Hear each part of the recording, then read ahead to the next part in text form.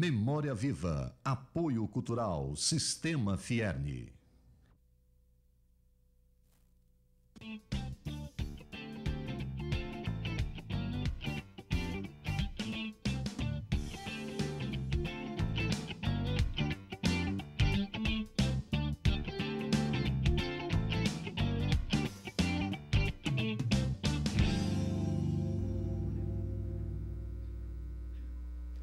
Olá!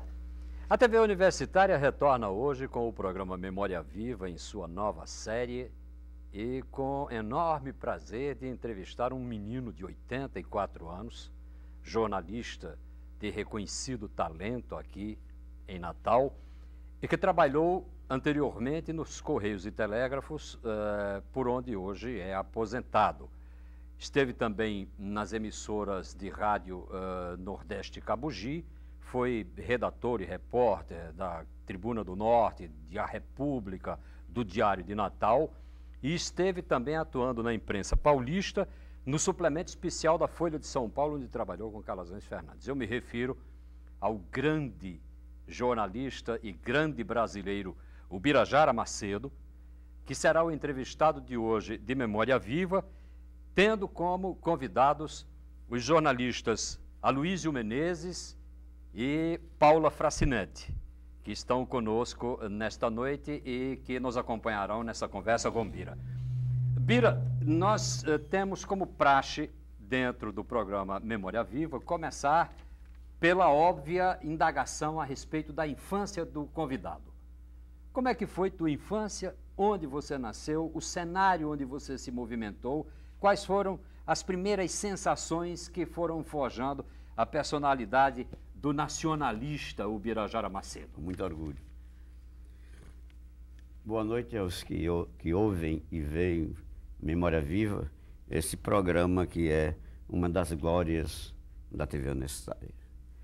Eu nasci de uma família pobre, meu pai era professor primário, o velho Antônio Corsini Macedo, e ele atuava por contratos em fazendas, em sítios, tanto do município de Macaíba, onde eu nasci, como de São Gonçalo, onde eu me batizei. Eu sou híbrido.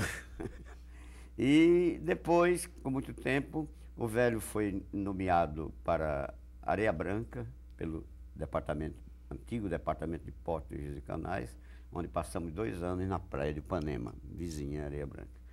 Então, depois disso, o velho foi transferido para Natal e aqui nós ficamos. Eu atendeu na época. Depois tive que fazer companhia quadros, para não fazer diretamente o tiro de guerra. E dessa companhia quadro eu tirei um certificado de reservista de 2ª categoria. Foi quando veio a Segunda Guerra Mundial, eu fui convocado e dessa convocação eu fui primeiro para a Praia de Cotovelo, onde os mosquitos quase que me engoliram. Eu quase que não estaria aqui prestando esse depoimento, justamente por isso. Passei 15 dias em Ipanema, em Cotovelo, voltei para Natal, aí foi quando estavam convocando os reservistas para irem para Macau, Areia Branca, Canguaretama e outros municípios da orla marítima. Então eu escolhi Macau, porque já conhecia Areia Branca. Não nego a você, namorei muito em Macau, porque era menino, não conhecia ainda, era rapazinho, não conhecia a figura. Claro. E quase há um problema comigo, mas eu tive cabeça para resistir a esse problema e fiquei solteiro. Problema amoroso? Amoroso. Complicado. É complicado, mas eu vi que não ia dar certo. Isso. Agora, tudo isso eu estou dizendo aqui porque a minha mulher conhece. Sim, mas claro. Eu conheço a história. Então voltei para Natal. Foi o tempo que eu fui. Cheguei ao curso de cabo, não quis fazer o de sargento, porque tinha medo de sair do exército, tinha pavor ao exército. Não era por nada, o exército faz parte das nossas Forças Armadas e eu muito prestigio o exército. Eu gosto muito do exército. Uhum. Acho que ali estão situados homens verdadeiramente patriotas. Uhum. E tem uma coisa que eu admiro no exército. os generais, os subalternos, são todos nacionalistas. E eu me lembro muito bem que foi no Clube Militar, comandado por Horta Barbosa, Peri Bevilacqua e o general Leônidas Cardoso, pai de Fernando Henrique Cardoso, foi daí onde nasceu a campanha do Petróleo é Nosso. Que nós vamos falar dentro em pouco pois e tal. E daí eu entrei no movimento nacionalista porque eu sabia que as 7 irmãs eram criminosas. As 7 irmãs eram as que na época mandavam. Explica o que são 7 irmãs. São 7 irmãs. Era a Shell, até Chaco, as duas inglesas e uma outra holandesa. Eu sei que elas formavam. O nome não me pergunta porque companhias petrolíferas. Companhias petrolíferas que dominavam o mundo. Perfeito. Dominavam o mundo por quê? Por conta do petróleo. O que fez Bush agora, desculpa eu entrar nessa seara, aquele problema de armas secretas, aquilo que foi conversa, o que ele queria mesmo era o petróleo do Iraque. Perfeito. Isso a gente está, de uma certa maneira, antecipando um pouco o que conversará mais adiante. Aloísio e Paula ficam à vontade também para entrevistar. Ele dizendo que admira muito o Exército. Hoje poderíamos, em vez de ter um jornalista, poderíamos ter o quê? Um capitão, um coronel? Um general, um marechal, quem sabe? Marechal do Exército? No Exército, o marechal... Você quer o nome de marechal que eu admiro? Não. Eu não entendi. Ela disse que pela admiração que você poderia ser hoje, dedica ao Exército, não poderia ser. Permanecido. Não poderia ser porque eu não gostava. Eu não gostava daquele ambiente de fazer força, de arrastar pelo chão. Essa coisa eu não gostava, não. Como se diz? Era muito... Eles queriam demais da gente. Então, eu não era homem para isso, eu não adaptava aquele sistema. Bira, vamos retroagir um pouco, né? Vamos voltar um pouco à tua fase de infância e adolescência, para que você nos dê uma ideia de que fatos possivelmente marcaram você nesse período. Para que a gente tenha ideia, porque o telespectador notará, na sequência, quem não o conhece, esse grande brasileiro Birajara Macedo, que ele vai se notabilizar no decorrer da sua carreira jornalística e como homem público destemido, de uma enorme coragem e um enorme amor pelo Brasil, por um nacionalista ferrenho. Isso lhe custará, também veremos adiante, alguns dissabores, mas enfim, ele não lamenta esses dissabores. Mas o que, na sua infância e adolescência, teria contribuído para forjar em você esse temperamento? Esse temperamento, assim, você diz do setor nacionalista, isso. É porque eu lia muitos jornais, inclusive do Rio e de São Paulo. Mas você é adolescente? Adolescente era já. Consumidor de jornal? Era consumidor, agora muito conservador e diferente do que eu pensava. Certo. Mas ele dava liberdade a nós outros a votar em quem bem entendesse. Era muito conservador, muito católico, como eu também sou católico. Eu não sou Papa Hóstia, mas sou católico. Claro. E me orgulho disso, da minha religião. Mas papai era mais religioso do que eu. Só faltava botar a batina, viu? E era de uma família muito religiosa. O tio de mamãe foi primeiro bispo do Rio Grande do Norte, do Joaquim de Almeida. E agora meu pai tem se fosse vivo, deveria estar gostando, tem um primo, que é Dom Matias Patrício de Macedo, que é de Santana de Matos. Porque meu pai era de Santana de Matos. Minha mãe de Goianinha e meu pai de Santana de Matos. Então eles procuravam muito fazer com que eu lesse livros que estavam dentro da ideologia deles, dentro daquilo que eles pensavam. Eu lia livros, como adolescente, lia livros escondidos. Que livros, Bira? Émile Zola, eu lia aqueles clássicos franceses. Balzac, eu lia Balzac, Joubert, eu lia Dostoiévski. Isso. Eu lia aquele autor de A Mãe, que é Gorky, Máximo Gorky. Eu gostava de ler todo esse livro de adolescente.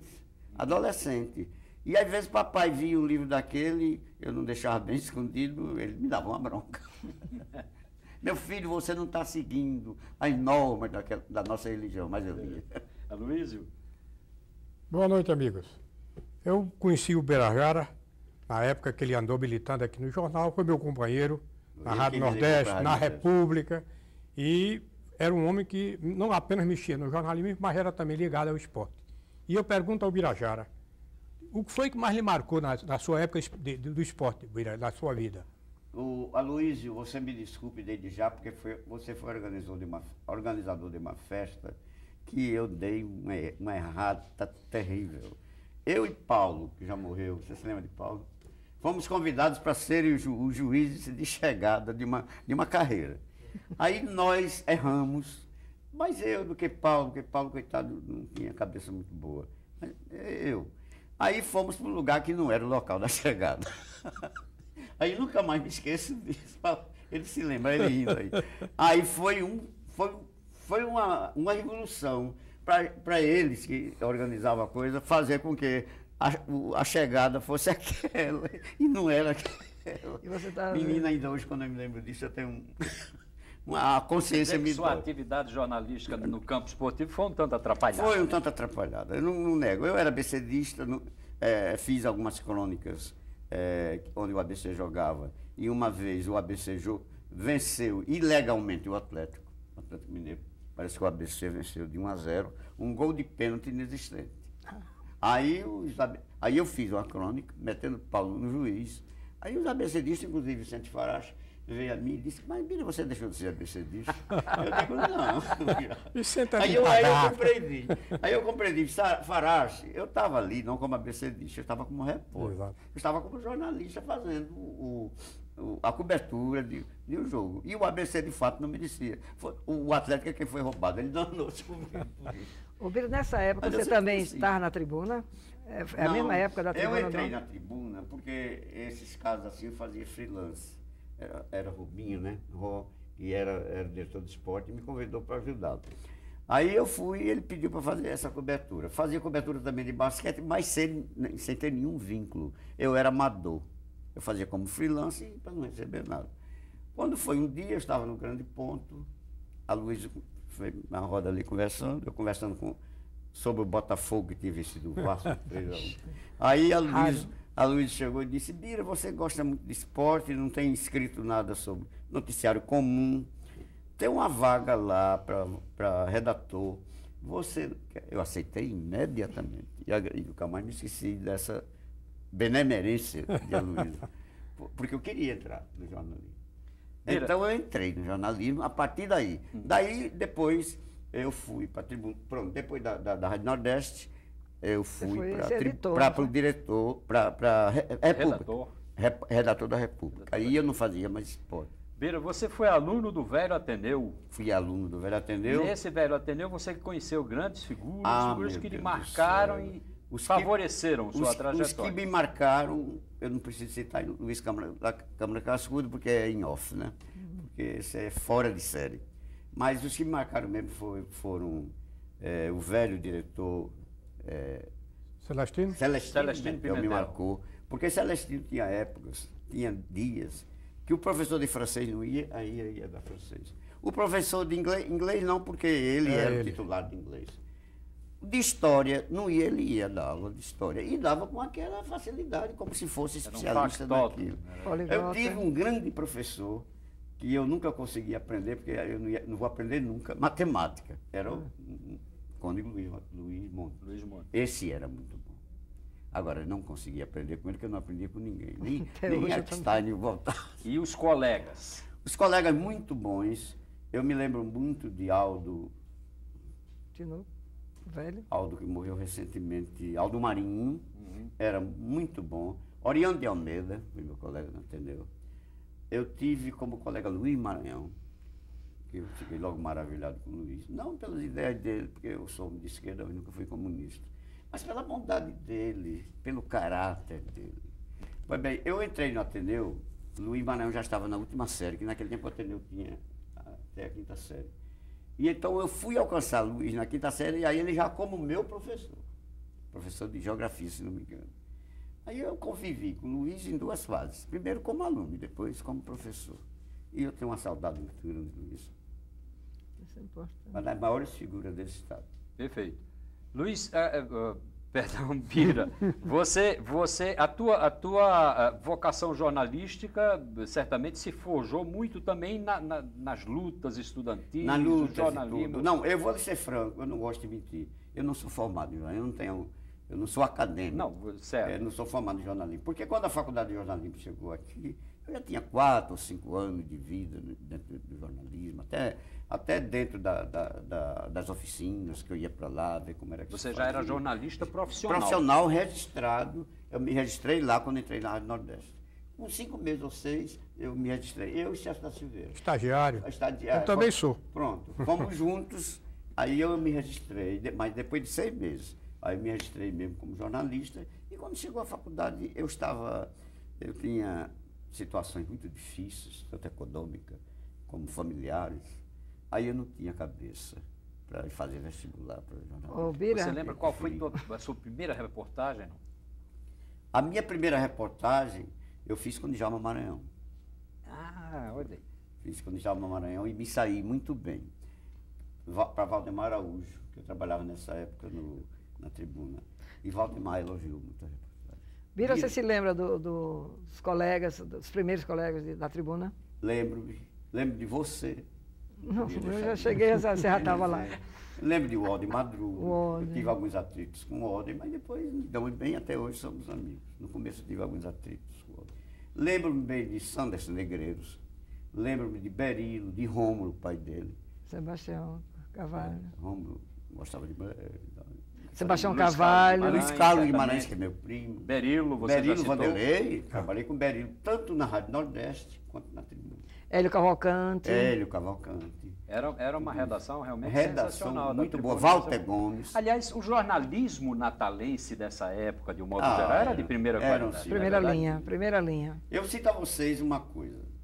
Não estou aqui dizendo que alguém é ruim, que alguém é péssimo, que alguém é burro. Não, senhor. Tinha um casal de jornalistas, que eu não vou citar os nomes, até por motivos éticos. Quando eles se formaram, eles eram muito amigos meus. E quando eles recebiam o texto, quando eles recebiam a matéria para fazer o texto, eles viam a Bia. Dizia, pelo amor de Deus, Bia, faz aqui que eu estou sem saber o que faço. Mas eu digo, vamos para ali, para João Neto, não ver que João Neto era chato. Uma grande figura, um grande jornalista. Mas ele não admitia que o camarada errasse em coisa nenhuma. Eu digo, vamos para ali. O que prova que a teoria, no mais das vezes, é muito mais importante do que a prática. A prática é mais importante do que a teoria. Aí eu ia com um casal que eu queria muito bem, o casal e ainda hoje quero. Eles não moram mais aqui em Natal, mas de vez em quando a gente se comunica. E eles me queriam muito bem por isso. Eu digo, vamos para ali, para João Neto não ouvir. Essa parte depois você pode cortar. Perfeito. Aqui não se corta nada. Não faço isso. Eu vou pedir a você um pouco de paciência, porque nós vamos fazer um pequeno intervalo agora. E no retorno a gente vai dar prosseguimento à ilustração dessa vida verdadeiramente notável, que é desse brasileiro chamado Ubirajara Macedo, colocando ênfase no posicionamento nacionalista de Bira, nos embates políticos que ele enfrentou, na maneira extraordinariamente digna com que esse homem se ateve durante toda a sua vida. Nós retornaremos dentro de poucos instantes.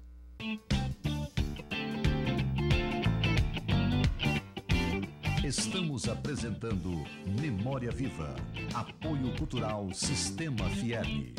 O trabalho dos voluntários da Casa de Apoio à Criança com Câncer Durval Paiva tem ajudado crianças que precisam de muito mais que tratamento médico. Todos podem colaborar através de doações ou como voluntários. Seja um artista para essa criançada. A Casa de Apoio à Criança com Câncer Durval Paiva conta com sua colaboração. Estamos aguardando sua visita. Contamos com a sua colaboração. Participe. Seja você como eu, mais um voluntário. Solidariedade faz bem para a alma e não tem contraindicação. As nossas crianças aguardam sua visita. Venha participar com a gente. Sua presença é muito importante. Eu e você estamos juntos nessa causa. Participe. Queremos ver você junto com a gente nessa iniciativa. Dê um presente ao seu coração. Faça nossas crianças sorrirem. Mostre o que você traz de melhor dentro de si. Quando todos se juntam, a gente consegue chegar lá.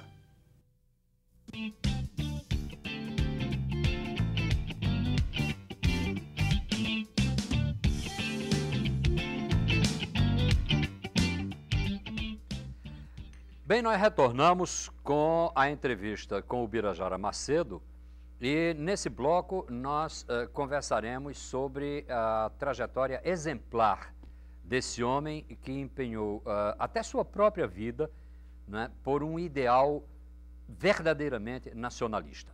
E é a propósito exatamente da atuação de Bira como jornalista, com uma coluna no jornal de Djalma Maranhão, chamado Folha da Manhã, onde ele assinava uma coluna chamada Coluna Nacionalista, que nós vamos conversar a partir de agora. Bira, fale dessa sua experiência. Olha, foi uma experiência muito agradável para mim, foi a melhor experiência que eu tive no jornalismo. Apenas eu tenho uma pequena ressalva a fazer. Eu gostaria de ter feito mais no esporte, mas não me foi possível por motivos óbvios. Então eu fui para o jornal de Djalma Maranhão, não recebia dinheiro, não era profissional no jornal de Djalma Maranhão, mas eu pedi a Djalma uma coluna, me desse direito a ter uma coluna para falar sobre o nacionalismo. Ele me deu, me concedeu, que ele também era, né? Uhum. Me concedeu e eu tive alegrias imensas nessa coluna. Vou citar, por exemplo, uma delas. Quando Almino Álvares Afonso, que era deputado federal, presidente da Frente Parlamentar Nacionalista, ele estava no auge e fez uma alusão ao Rio Grande do Norte, da qual o avô dele era filho de... Participou do abolicionismo. Almino Afonso, é um dos líderes abolicionistas. Foi sobre isso que eu escrevi. Eu disse, nós hoje temos 2 Almino Afonso na nossa história. O primeiro da história foi o velho Almino Álvares Afonso, que atuou mais no Ceará do que no Rio Grande do Norte, mas ele era daqui. E ele conseguiu ser eleito senador pelo Rio Grande do Norte por um período, depois mais outros períodos pelo Ceará. E então está surgindo na política brasileira um outro Almino Afonso. O Almino Afonso de ontem não foi muito diferente do Almino Afonso de hoje. Eu dizendo, por quê? Porque o Almino Afonso de ontem trabalhava pelos escravos, os verdadeiros escravos que vinham da África. E ele era um libertário de marca maior. E o Almino Afonso de hoje, o que faz? O Almino de hoje faz com que os novos escravos, que estamos debaixo de um império, esse mesmo império que está aí hoje, estamos debaixo de um império que nos transforma em verdadeiros escravos. A parte econômica desse império não deixa que a gente sobreviva, porque prevalece no mundo a economia deles. Eles subdiziam, nunca coisa tão parecida com a de hoje, eles subdiziam os alimentos deles, as indústrias deles, como uma espécie de dumping que eles fazem, para evitar que nós outros cresçamos e tenhamos uma soberania que eles não desejam. Então eu fiz essa matéria. Djalma Maranhão pegou a matéria, levou para ele. Ele me mandou uma carta, eu não guardei essa carta, infelizmente. Me mandou uma carta me agradecendo muito e mandou essa matéria para 2 jornais de Manaus, que todos 2 publicaram a carta. E eu fiquei muito feliz com isso. Viu? Quando ele vem aqui, eu sempre vou visitá-lo, falar com ele. Ele, na primeira vez, não lembrou-se muito, não. Mas na segunda, Enélio Petrovic levou. Uhum. Ele tem todos os jornais. Perfeito. E aquelas colunas nacionalistas, aquelas poucas colunas nacionalistas que eu escrevi no livro, que estão aí, foram 400 e tantas. Eu transcrevi só 11 ou 12, porque senão o livro virava. Mas dessas 11 ou 12 que você transcreveu aí, talvez 60% a 70% são de colunas onde você abordava o tema petróleo. Petróleo. Fale dessa questão, que vem de Monteiro Lobato, que chama a atenção. Passou por Gondinho da Fonseca. Exatamente.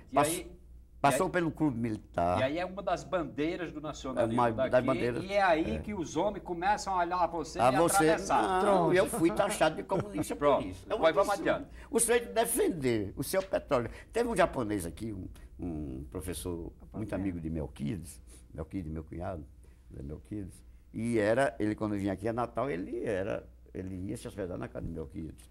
Então, uma vez ele chegou aqui, tinha uma passeata na rua, e a passeata estava recebendo bordoada da polícia, porque falava no petróleo é nosso. Aí ele disse, naquela linguagem dele atravessada, ele disse, ô Melquides, como é que se quer o petróleo para nós e a pessoa é taxada de comunista e vai para a cadeia, aí meu querido diz, infelizmente, nós estamos nessa. Aí ele falou em mim. E o meu cunhado também já foi taxado de comunista por isso. Mas eu lembro na época de Bira lá pela Rádio Nordeste, depois pela República, as discussões que ele tinha dentro da redação por conta do petróleo. Coisa... Com quem, Aloysio? Levantava... Josué parece, Josué... Eugênio Neto. Eugênio. José Maranhão Filho. Eram discussões tremendas. Mas ele defendendo o petróleo, defendia a Petrobras, e era isso aí. E hoje, graças a Deus, nós estamos vendo. Exatamente. Ele combatia muito essa situação. Eu era mais nacionalista do que mesmo esquerdista. Nunca foi. Nunca fui. Mas, de toda maneira, dentro da Folha da Manhã e na coluna nacionalista, você empreende uma trajetória de defesa, né, do produto nacional e das causas nacionalistas que o levam a se tornar uma pessoa efetivamente visada por uma repressão que estava começando a fermentar e que vai desembocar no golpe de 64. No golpe de 64. Muito bem. Dessa época, dessa ligação sua, já com o Djalma Maranhão, que episódio marcante você lembra, assim, que está dentro desse contexto? Olha, sem falar, obviamente, da sua prisão, da qual você falará daqui a pouco. Mas dessa vez você me desculpe, eu tenho que falar, porque é questão do petróleo, e eu tenho que falar alguma coisa a respeito do tempo que eu estava preso. Quando eu fui preso, eu passei 60 dias preso, e como havia aquela coisa de justiça, que você sabe mais do que eu, vocês sabem mais do que eu, que o camarada não pode passar mais de 60 dias sem que haja uma coisa concreta a respeito. Uma culpa formal. Formal. Aí então eu fui solto. Passei 15 dias solto. E voltei a trabalhar nos Correios. Então, 8 dias depois que eu fui solto, o RIO, que era ali bem perto de onde eu morava, em Santo Reis, mandou me chamar. Chegaram 2 soldados lá para me levar. Eu digo, mas não é possível. Acho um pouco aí. Você foi convidado. Você foi convidado. Fui convidado. Aí então eu cheguei lá, tinha um capitão, que eu não me lembro do nome dele, aí ele com o jornal de Djalma Maranhão na mão, e a coluna nacionalista. Aí ele disse, seu Birajara, eu tenho uma coisa que eu não entendo. Vocês, nacionalistas, que se dizem patriotas, vocês têm a mania de combater o imperialismo americano. E não falo no imperialismo soviético. Eu digo, capitão, me dê permissão para eu responder essa pergunta. Ele disse, não, você tem toda a permissão. Aí eu disse, é pelo seguinte, ninguém mais do que eu, de que nós desconhecemos o que o imperialismo soviético está fazendo na Europa. Nós desconhecemos e não aprovamos. Agora, essa minha luta, essa luta dos nacionalistas brasileiros pelo petróleo é nosso, ela é daqui.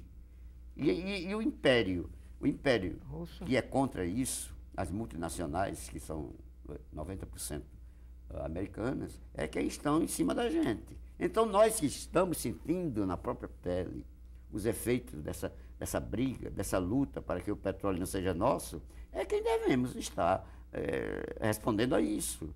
Nós não temos nada contra o Império Soviético, lamentamos o Império Soviético falando, mas nós estamos defendendo aquilo que é nosso.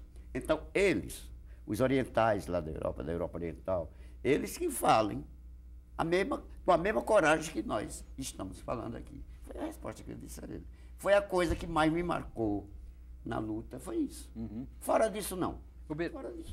Você denunciou na sua coluna o fato de que um alto funcionário americano, Mr. Link, mandou vedar um poço de petróleo. Como é que foi essa história? Não, essa história foi o seguinte, em Macau, no chamado Bico do Papagaio, em Macau, isso que me comunicou, eu não sabia nem disso. Quem me disse isso foram habitantes de Macau, Floriano. Na época que estive lá.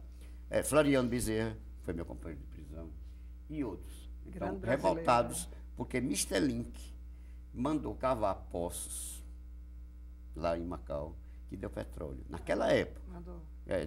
Aí mandou botar sal, cal e outros produtos dentro para destruir isso. Por quê? Porque aos Estados Unidos não confiavam, aos Estados Unidos não interessava na época que países daqui da América Latina descobrissem o petróleo. Razões estratégicas. Né? Perfeito. Razões estratégicas. Perfeito. Mas então, vamos agora recordar esse assunto incômodo da prisão.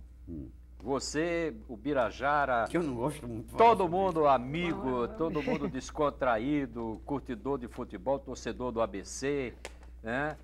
Nos embates da luta nacionalista, Torcedor talvez nas não boas imaginasse... épocas do ABC, né? Como? Lembrar, na boa época do Na ABC. boa época do ABC. né? Não de hoje. Talvez não avaliasse com muita precisão essa perspectiva de uma prisão, a violência de uma prisão. Eu não avaliava. E você eu foi esperava. preso.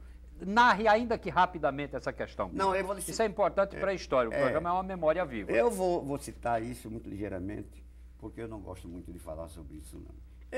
Eu falo, quando chega a época, a época de aniversário do golpe e tal, aí vem colegas meus, companheiros que foram pautados, que não foram da minha época, são de outras gerações, eles são pautados para me ouvir. Aí fica chato para mim dizer que não vou.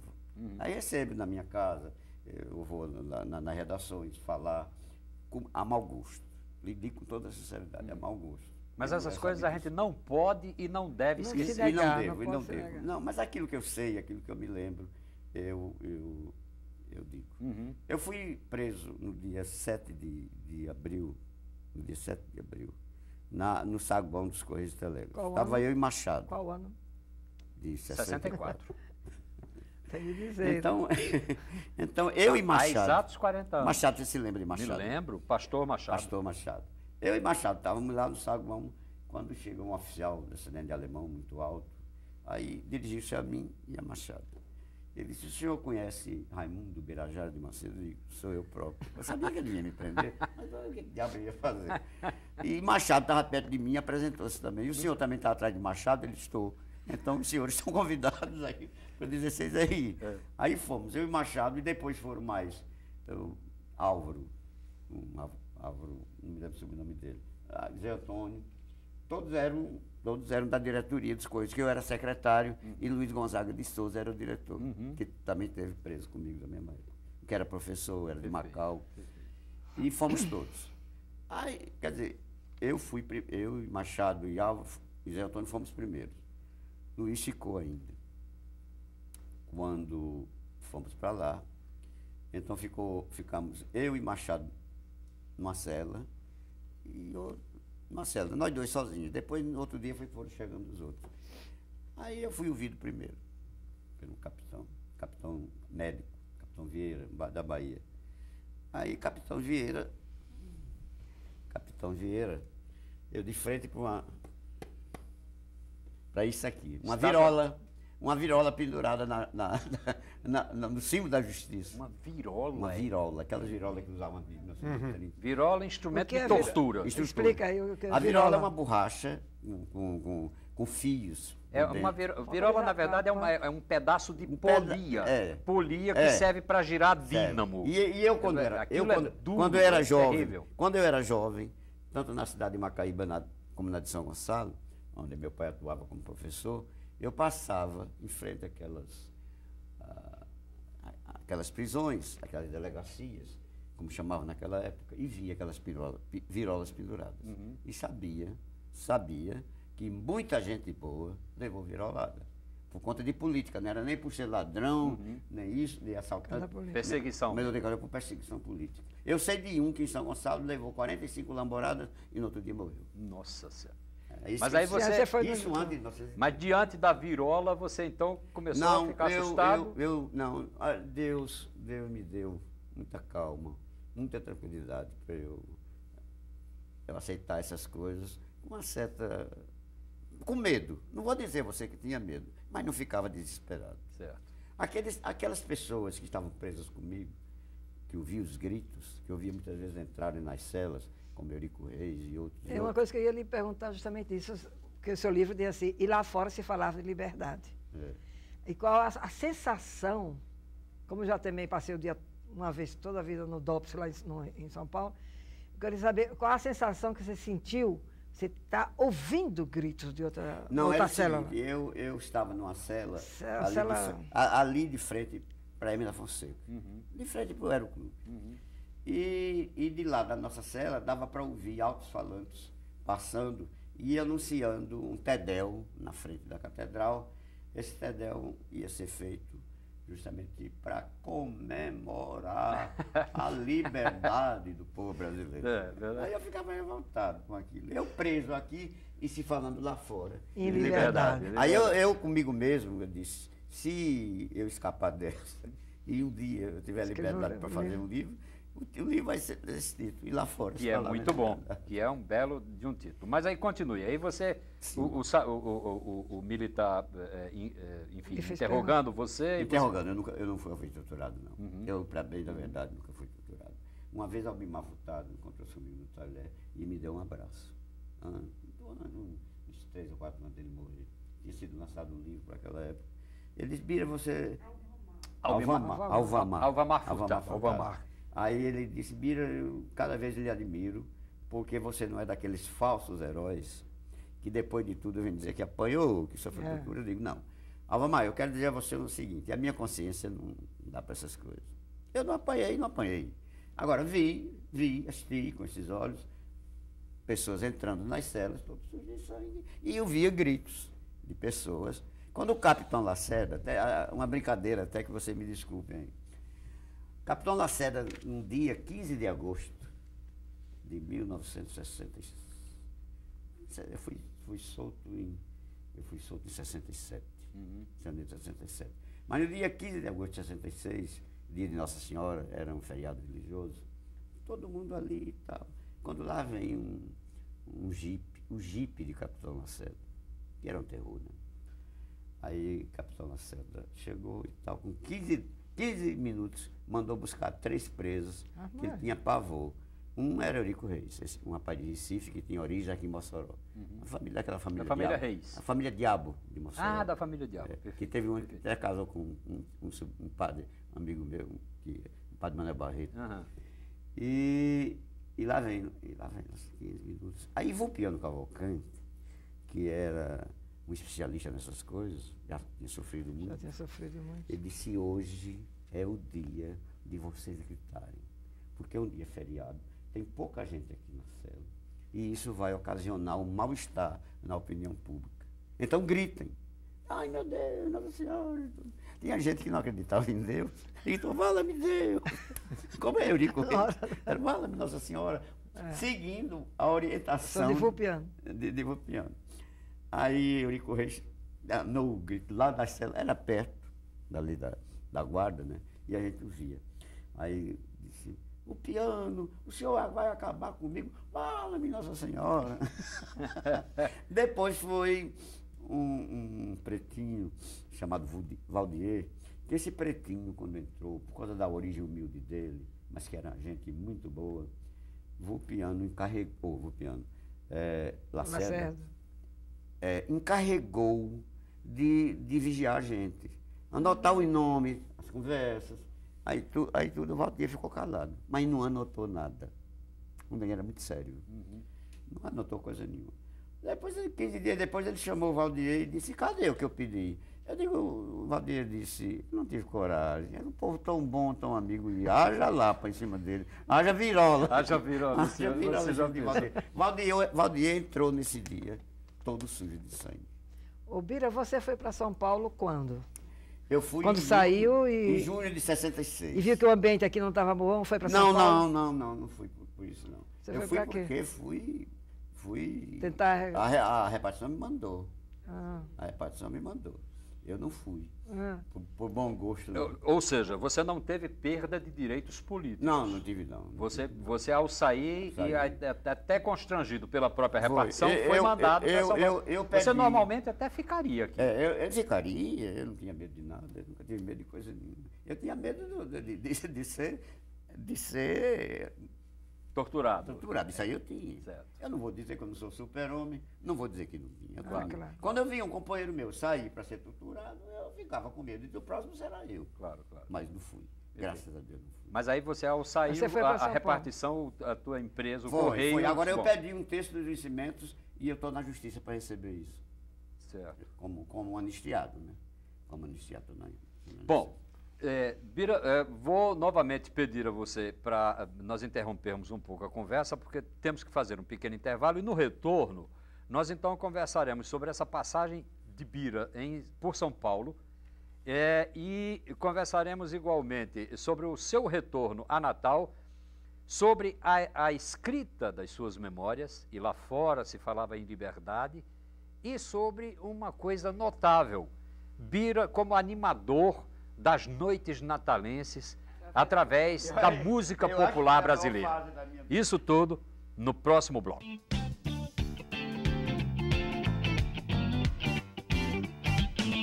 Estamos apresentando Memória Viva, apoio cultural Sistema Fierni. O trabalho dos voluntários da Casa de Apoio à Criança com Câncer Durval Paiva tem ajudado crianças que precisam de muito mais que tratamento médico.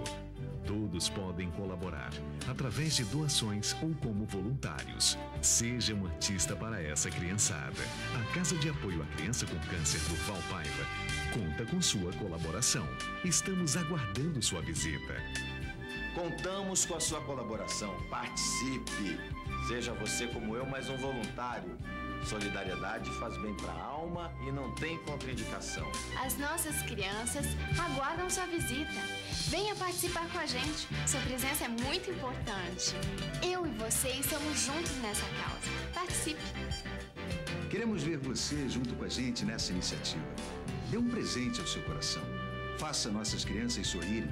Mostre o que você traz de melhor dentro de si. Quando todos se juntam, a gente consegue chegar lá.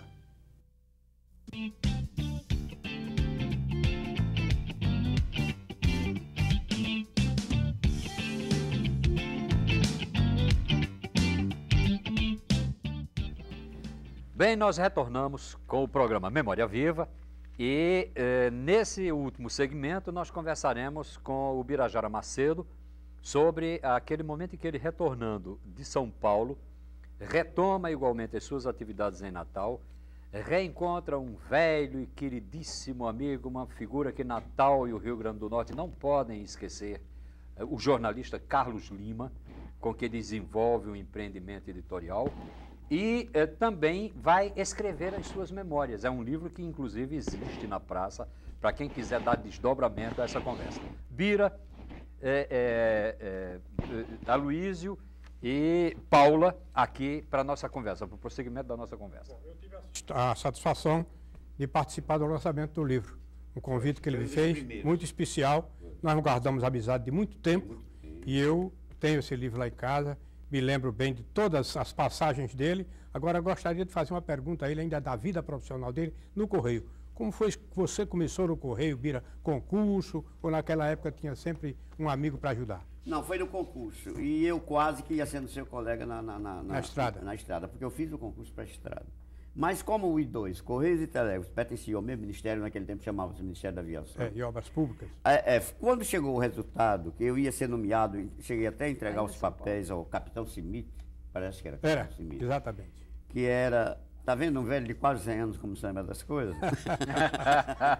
Então eu fui convocado e foi anulada a minha nomeação, não foi anulada a apresentação para depois. Então o Capitão Simite, eu me apresentei, fui para Macau, tive cotovelo, em várias partes. Aí minha mãe foi ao Capitão Simite. E o Capitão Simite, meu filho, estava para ser nomeado e infelizmente aconteceu isso. O Exército chamou, e o que é que se pode fazer agora? Aí o Capitão Simite disse, minha senhora, tenha paciência. Daqui a 2 anos seu filho está livre e vem trabalhar aqui. De fato. Aí eu passei no Exército esses 2 anos e meio, tive em Macau, arranjei umas namoradinhas, boazinhas. Não lembro daquele episódio. Foi muito marcante essa sua passagem por Macau. Foi. Ainda hoje existe vestígio. Sim, aí tal. Já começou. Bira, vem cá. Diga. Agora, em São Paulo, a gente não falou ainda, o que foi que mais lhe marcou na Paulicéia da Esvaraida? Paula, uma coisa, você vai me dar licença, uma coisa que me marcou foi que um dia eu estava na Praça da República, engraxando de sapatos. Aí eu vi aquela figura retilínea passar assim na minha frente. Eu olhei assim e digo, aquilo ali eu conheço, aquela ali eu conheço. Aí eu interrompi o engraxate do sapato e saí correndo atrás. Era a Paula Fracinete. Mas não foi que eu não... que eu perguntei isso, não. Não, mas eu tenho que dizer coisa que me marcou. Você Não. perguntou. Era a Paula Fracinete. Aí ela disse, eu voltei para Natal porque estou sendo vítima de uma perseguição de Luiz Maria Alves, daquela turma toda. Aí eu não aguentei. Aí veio, graças a Deus, saiu-se bem, trabalhou na Folha de São Paulo. Folha de São Paulo também. Foi. Depois inventou de botar um negócio na Rua Augusta, coisa de gente. Logo, hein? Logo, na Rua. Sim, mas a entrevistada não sou eu, não, é você. Não, mas eu estou respondendo ao que me marcou. E isso me marcou. Então nós íamos para lá, víamos foto de Che Guevara, escondida, porque senão ela era presa. Foto de Che Guevara. E dos Beatles, né? Os Beatles estavam em moda. E ela vendia muito. Vendia demais. Ela vendia de 300, 400 por dia, sei lá. E um dia me chamou até para vender esses postos. E eu com a minha preguiça, que eu não era a minha praia, como dizem jovens de hoje, findei não indo. E ela danou-se comigo por conta disso. Mas você tentou vender coleções de livros, Concedei, eu não estava ainda não estava autêntico, não era um elemento conhecido no meio jornalístico. Isso. E então eu fui vender livros de Jânio Quadros, que na época era Afonso Lino. A história da inteligência brasileira. A história do povo brasileiro. A história do povo brasileiro. E eu fui vender, e é um episódio bem interessante. Se o tempo não der, você diga. Claro. Eu fui para trabalhar em Jânio Quadros. E sem nunca ter vendido um livro na minha vida. Eu fui trabalhar em Jânio Quadros, mas como o livro estava vendendo e todo mundo comprava, eu digo, eu entrei nessa. E de fato vendi. Não vendi como um boliviano lá que vendia 400, 500 por dia. Mas vendia alguma coisa. Mas, Bira, deixa eu lhe perguntar. Paula lembrou um pouco essa tua ida para São Paulo, etc. Você mencionou Luiz Maria Alves de passagem e tal. E no seu retorno a Natal, você tem uma experiência no Diário de Natal. Né? Diretor todo-poderoso, na época, Luiz Maria Alves, um homem sabidamente de direita. Um homem irritantemente reacionário, fazendo questão de demonstrar isso aí, mas pelo testemunho de algumas pessoas que estiveram próximas dele, também capaz de gestos, de rasgos, de generosidade, etc. Como é que foi esse teu relacionamento com Alves? Não, eu vou dizer a verdade. Eu em São Paulo, para sobreviver, você sabe o que é São Paulo, todo mundo aqui sabe o que é. Eu, para sobreviver, eu entrava meia-noite nos Correios e Telégrafos, numa sessão de muito trabalho. Tinha a Rádio Piratininga ainda. De muito trabalho. E quando chegava à meia-noite, eu saía do Correio e ia para a Rádio Piratininga, que era ali, é 24 de maio, né? É, 24 de maio. Era perto, era uns 200 metros. Aí, sabe, eu entrava na Rádio Piratininga à meia-noite e saía às 6 da manhã. Nossa. Aí Luiz Maria Alves me encontrava, às vezes, que ele se hospedava ali na Rua São João, na Avenida São João, bem pertinho do Correio. E ele me encontrava altas horas da noite, ali, eu indo para a Rádio Piratininga, e dizia, o que é que você está fazendo? Eu digo, eu estou saindo de um emprego para ir para outro. Aí ele ficava admirado, e você aguenta? Eu digo, aguento. Eu naquele tempo tinha 52 anos, 53, ainda estava meio forte, né? Aí na Rádio Piratininga, meu filho, eu só saía às 6 da manhã. Eu sozinho para fazer um jornal Rotativa no ar. Só que, quando era 2 horas, 2h30, eu encerrava a primeira parte do jornal, botava a cabeça num birô, e pedia ao vigia para me acordar às 4h30 da manhã, que era para pegar as primeiras notícias do dia. Aí eu acordava insatisfeito, chateado, mas fazia isso. Ia lá para a Praça da República, comprava os jornais do dia, via as últimas notícias e fazia mais 2 páginas. Pode o negócio desse. Mas aí, esse teu contato com Alves? Não, esse contato com Alves era o seguinte. Você voltou. Eu voltei para Natal. Aí fundamos Caderno do Rio Grande do Norte e depois Folha dos Municípios. Eu e Carlos Lima. Os 2 fecharam por motivos econômicos, não deu certo, mas ainda durou 5 anos. Os 2 juntos durou 5 anos. Quando um dia Carlos Lima resolveu fechar, porque não estava dando prejuízo não, mas já começava a ir para dar prejuízo. Então ele combinou comigo, nós fechamos o jornal. Luiz Maria Alves soube e mandou me convidar para o intermédio de Cassiano Arruda. Ele sabia que Cassiano, apesar de ideologicamente ser contra mim, mas era meu amigo e continua sendo amigo. Então, eu disse, Cassiano, eu sabia de uma história, né, que tinha me contado. Cassiano, eu não posso ir para o jornal que o homem uma vez disseram, Alves, por que você não traz o Birajara para cá? O Birajara tem muita experiência, é sobre futebol, é sobre polícia, é sobre política, tudo ele faz. E o Birajara era para estar aqui. Ele disse, eu não quero o Birajara aqui, não quero comunista. Aí eu me calei, não disse nada, tudo bem. O cara me contou, mas eu não vou dizer o nome, né? Por motivos éticos. Quando foi 8 dias ou 10 depois dessa notícia, eu soube, que me contaram, chega Cassiano Arruda e dizendo, Birajara, eu tenho um convite para você de Alves, para ir trabalhar no jornal. Eu digo, então Alves mudou muito. Porque ele não me queria no jornal porque eu era comunista. Ele disse, Bira, aceite. Aceite que você é um profissional, precisa trabalhar. E Alves mudou muito a seu respeito. Ele me contou coisas suas em São Paulo que eu até chorei. Cassiano. Não sei se é drama dele, né? Mas ele disse isso. Que eu até chorei. Aí eu aceitei o conselho e fui para o jornal. No jornal, eu não sei se era ordem dele ou coisa. Eu era um mero redator. Era tradutor de telegrama, pegava aqueles telegramas traduzidos, entregava os copydesks e nada de eu subir. Ninguém me dava chance. Quando foi um dia, chega Manuel Barbosa, que eu já tinha trabalhado com ele na República. Manuel Barbosa você conheceu, né? Barbosa. Também, exato. De Pernambuco. Aí Manuel Barbosa disse, Bira, o que é que você faz aqui? Eu digo, eu sou tradutor de telegrama e não sou mais nada. Não faço mais nada além disso. Ele disse, mas rapaz, isso é uma injustiça que estão fazendo com você. Então, disse, da agora em diante você vai ser meu auxiliar direto. No dia que eu faltar, você assume. Eu digo, rapaz, não queira não. Não queira não, porque eu acho que esse povo aqui todo me acha como incompetente. Eu não passei de limpador de telegrama. Então todo mundo acha que eu sou incompetente. Resultado. Aí eu comecei a fazer, a fechar a página. Eu comecei a fazer aquela chamada de primeira página. Eu comecei a fazer até certos comentários políticos, que eu não gosto, né? É uma coisa que eu não gosto, mas ele me tratava muito bem e eu fazia. Resultado, quando o Manuel Alves mandou eu fazer isso, um dia chegou um dos... Manuel Barbosa. Manuel Barbosa. Quando chegou um dos... Eu não vou citar nome aqui. Certo. Chegou um dos editores que trabalharam comigo e ficou olhando assim para mim, admirado.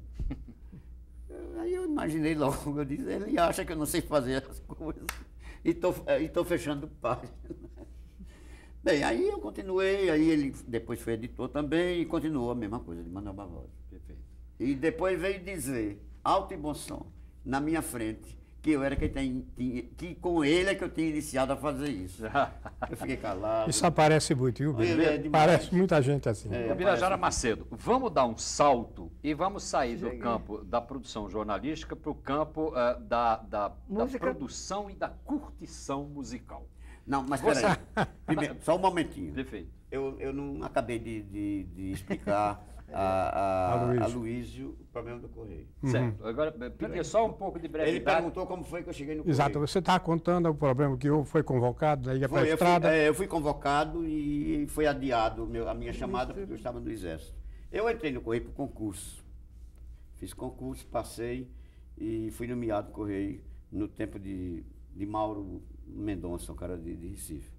E então lutei esse tempo todo. Quando chegou a época daquele movimento de Jango, aquela coisa toda, nós, amigos de Luiz Gonzaga, fizemos um movimento e ele foi eleito diretor dos Correios. E eu fiquei como secretário. E todos nós que tínhamos comissão dos Correios e Telégrafos, era o secretário. Machado era o inspetor.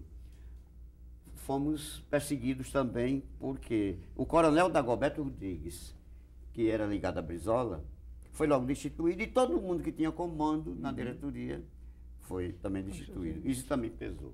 Perfeito. Isso também pesou na minha prisão. Perfeito. Pois bem, então vamos agora dar então esse salto, né? E encontrar Bira na noite natalense, estimulando a produção musical local e o cultivo da boa música, num clube que tem inclusive o curioso nome, o sonoro nome de Clambom. Bira, fale dessa experiência. O que é que quer dizer e como é que você processa? Clube dos Amantes da Boa Música é a sigla ou Clambom é a sigla de Clube dos amantes da boa música. Esse clube não foi fundado por mim. A ideia desse clube veio de Luiz Cordeiro, o grande radialista. Grande figura. Grande figura de Luiz Cordeiro. Mas Luiz Cordeiro reuniu uma turma do que gosta, daquelas pessoas que gostam de música popular brasileira, e fundou na casa de Glorinha Oliveira, que nós mudamos o nome de Beco da Bola, Beco da Glória. Fundamos o clube no dia 22 de abril de 92. Então, eu estou até com um livro para ser publicado sobre isso. Estou adquirindo parceria, contando a história do Clambom. E então nós formamos esse clube cresceu, chegou até 103 sócios e ainda persiste, apesar das dificuldades. O Clambom trouxe aqui Sérgio Cabral, que é um especialista em música popular brasileira. Trouxemos Hermínio Belo de Carvalho 2 vezes. Paulinho da Viola. E... Tarek de Souza. Rapaz, foi muito bom. A primeira festa que houve no Teatro Maranhão, a entrada era alimentos. Sim. Essa tua atuação nessa área indica que havia em você um boêmio adormecido? Boêmio, era um boêmio. Não, adormecido, nunca adormeci, não. Era um dos frequentadores do Brisa. Foi só uma questão de formalizar a boemia. Não, formalizar a boemia.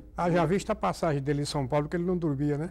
Exatamente. É que eu não dormia. Só que lá a coisa era outra. Bem, e é um frequentador do Brisa, você também. E no Brisa. Paula veio de São Paulo. Exatamente. É um episódio da vida natalense ainda não existia. Que Paula um dia contará a nós. Vai contar. Todos. Vai contar. E o Brisa foi uma das grandes alavancas da música popular brasileira aqui. É verdade. Bom, então vamos fazer o seguinte, já que infelizmente o nosso tempo está correndo e nós precisamos conversar também sobre isso. Bira, memorialista. Bira, de repente, se dá conta de que no espaço da província ele era uma referência e que precisava de alguma maneira, que nem está fazendo agora conosco, nesse depoimento ao vivo, embora o programa chegue até o telespectador já gravado, para a posteridade, digamos assim, para as pessoas que, tendo tomado conhecimento da sua existência, aproveitam as lições que estão contidas nas memórias de Ubirajara Macedo. Fale sobre o seu livro, Bira. O meu livro... Mostra a capa aí, Bira. O livro... Pode falar, Bira. O livro nasceu de uma promessa que eu fiz quando estava preso, aquilo que eu já lhe disse. Se um dia eu estiver vivo, se um dia me soltarem daqui, eu não vou esquecer nunca aquelas palavras que falavam lá fora. Venham para o Tedel, em frente à catedral, para comemorar a liberdade do povo brasileiro. Aí eu disse comigo mesmo, se um dia eu for solto, ou se um dia eu estiver vivo, eu escreverei um livro chamado Lá Fora se Falava em Liberdade. Foi daí que nasceu o título do livro. E eu nunca desanimei, eu tive um tempo ruim, eu fiz uma operação de catarata, perdi praticamente um olho. Eu estava escrevendo um livro, eu tinha muita coisa sobre o livro, e eu desanimei. Aquela mulher ali, quando eu fiz a segunda operação que deu... Mencione, diga o nome dessa figura tão importante na sua vida que a gente não tinha citado até agora. Foi Ludia Pereira, foi quem me animou a continuar o livro. E nós devemos esse livro a ela, porque eu estava totalmente desanimado. O livro você fala de 3 blocos, 3 núcleos, 3... Como é que é mesmo? Ele é dividido em 3 partes. Foi em módulos. Módulos que você chamou e cada um trata de um assunto específico. Tem até poesia que eu nunca fiz na minha vida. Sim, mas motivado por Lourdinha, você tinha que fazer. E tem uma dedicada a ela. Perfeito. Mas aí, que módulos são esses que estão no seu livro? São os módulos, a primeira parte, que é a mais interessante, é o módulo sobre o que aconteceu comigo, politicamente, né? Na prisão. O segundo módulo, eu transcrevo parte das colunas que eu fiz, as colunas nacionalistas. Da coluna nacionalista. E o terceiro módulo são várias modalidades, que eu escrevi poesia, artigos... Assuntos variados. Assuntos variados. Perfeito. Os 3 módulos são esses. Muito bem. Nós tivemos o prazer de conversar esta noite com o Ubirajara Macedo. Esse homem que é uma referência na geografia humana da cidade do Natal, esse homem que, com a sua verve, com o seu entusiasmo juvenil, com a sua capacidade, a sua perspicácia de observar as coisas, mas, sobretudo, com a sua enorme dignidade enquanto ser social, enquanto brasileiro, enquanto latino-americano, envolveu-se pesadamente, à custa de sacrifícios, à custa de dificuldades tremendas na sua vida, na luta por ideais que não morrem. Essa entrevista de Ubirajara Macedo, que contou com as presenças do jornalista Aloísio Menezes e Paula Fracinetti, dileta e querida amiga de nós todos, é um presente para nós todos, telespectadores da TV Universitária. E por isso nós fazemos questão de agradecer a Bira do fundo do coração, Muito obrigado. prometendo a todos que retornaremos na próxima semana.